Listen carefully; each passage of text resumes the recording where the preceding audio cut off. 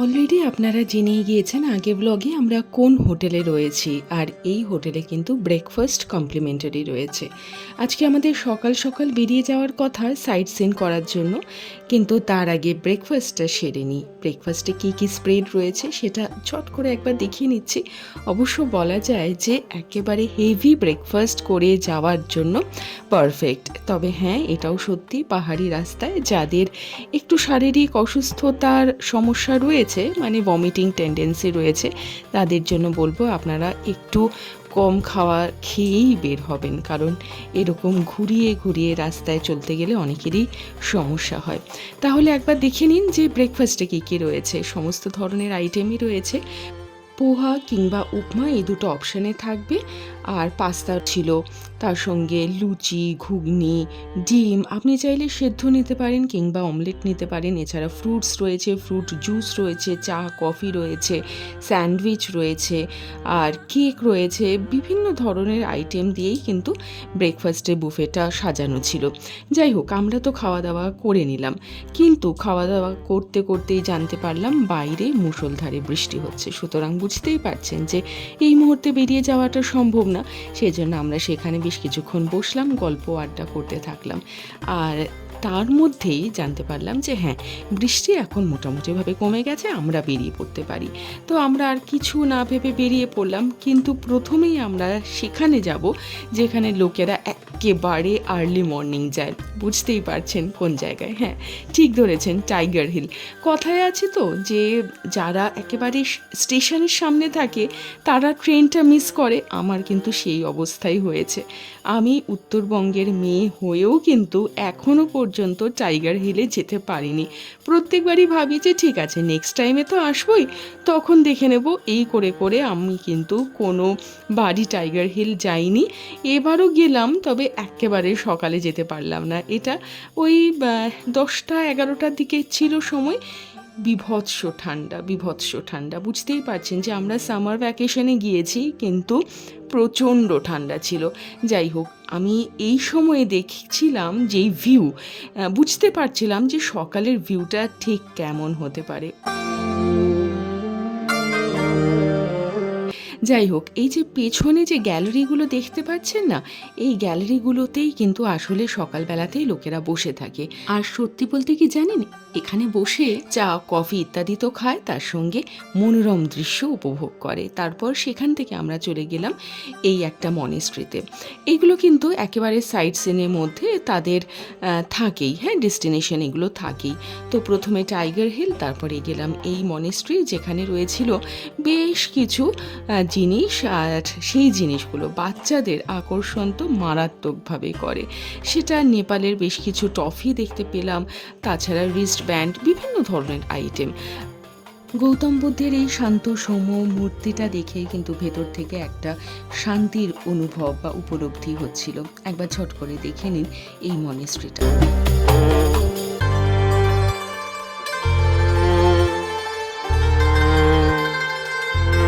তবে এটাও সত্যি, অন্যান্য ট্যুরিস্ট স্পটের মতনই এখানে অন্যান্য জিনিসের দাম বেশ বেশিই ছিল, যা হয়ে থাকে আর কি। আর দেখতে পাচ্ছেন এই যে কান চাপা দেওয়ার এই বাচ্চাদের টুপি টাইপের জিনিস, এটা দার্জিলিংয়ে প্রচণ্ড বিক্রি হচ্ছিল। সেটা আমার মেয়েও কিনে নিল, আর যা করে দুষ্টুমি। সেখান থেকে আমরা চলে গেলাম এবার বাতাসিয়া লুপে।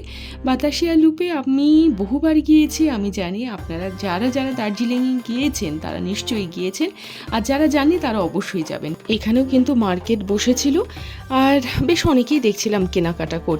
আমাদের টার্গেট ছিল এই যে এখানে যে দার্জিলিংয়ের লোকাল ড্রেস রয়েছে সেই ড্রেস পরে ফটো তোলা। না, আমি পরলাম না, কারণ আমার একটু আবার খুঁতখুঁতে বাতিক রয়েছে। সেই জন্য মনে হলো কি জানি ওরা হয়তো ঠিকঠাক মতো মেনটেন করে কি না। যাই হোক, এত কিছু চিন্তাভাবনা করে আমি তো পরলাম না। তবে মাত্র 50 টাকায় কিন্তু এই ড্রেস পরে আপনারা থাকতেই পারেন, ফটো তুলতে পারেন। সেখান থেকে লাঞ্চটা সেরে নিলাম ফ্রাইড রাইস চিলি চিকেন দিয়ে। আর তারপরে এই ঠান্ডার মধ্যেও মেয়ে কিন্তু আইসক্রিম খেতে ভুললো না। এরপর চলে গেলাম গেলাম আমাদের পরের লোকেশন। এখানে যেতে যেতেই দুদিক এত সুন্দর লাগছিল যে মনে হচ্ছিল সেদিকেই খালি দেখতে থাকি। তবে সত্যি বলছি, পরের লোকেশনটাও ছিল এক্সিলেন্ট। আমি কিন্তু এটাই প্রথমবার রক গার্ডেনে যাচ্ছি। রক গার্ডেন সত্যি দার্জিলিংয়ের বহুদিন আগের থেকে কিন্তু এই প্যাকেজগুলোর মধ্যে থাকেই, যে সাইট সিনের প্যাকেজ রয়েছে সেখানে রক গার্ডেন থাকে, কিন্তু আমি কোনোভাবে মিস করে গিয়েছি। সবসময় মনে হয়েছে যে নেক্সট টাইম, কিন্তু আপনারা এই নেক্সট টাইমের ভরসাতে থাকবেন না, অবশ্যই যাবেন, কারণ এই রক গার্ডেন এত সুন্দর লাগছিল, মানে পিকচার পারফেক্ট যাকে বলে। তবে হ্যাঁ, এখানে ঢোকার জন্য কিন্তু এন্ট্রি ফি রয়েছে, হয়তো বা 20 টাকা, আমার এই মুহূর্তে এক্স্যাক্টলি মনে নেই কত টাকা নিয়েছিল, পার হেড 20 টাকা। তবে বেশ সুন্দর জায়গা, অনেকক্ষণ ধরে টাইম স্পেন্ড করতে পারবেন এখানে।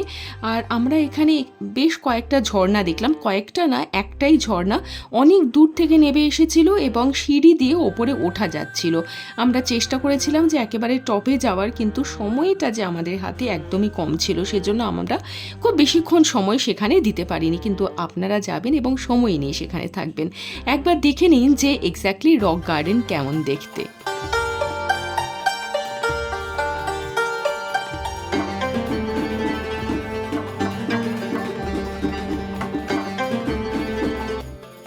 এরপর আমরা যাব পরের লোকেশানে। তবে পরের লোকেশানে যাওয়ার আগে একটা কথা বলে দিই যে আপনারা কোনো পার্বত্য এরিয়াতে যখন ঘুরতে যাবেন তখন জুতো একটু ঠিকঠাক ক্যারি করবেন, কারণ যত বেশি কমফোর্টেবল শ্যুজ নেবেন কিংবা স্নিকার্স নেবেন বা এমন কোনো শ্যু যেটা কিনা পরে আপনারা খুব সহজে হাঁটাচলা করতে পারেন, তাহলে আপনারা ঘোরাফেরাও করতে পারবেন। কারণ আমাদের পরের লোকেশান ছিল একটা টি গার্ডেন, যেটা একেবারে পাহাড়ের ঢালে রয়েছে, এবং যদি জুতো ঠিকঠাক না থাকে কিংবা পায়ে ব্যথা থাকে, কোমরে ব্যথা থাকে, প্রথমত আমি বলবো সেটা এড়িয়ে যাওয়াই ভালো।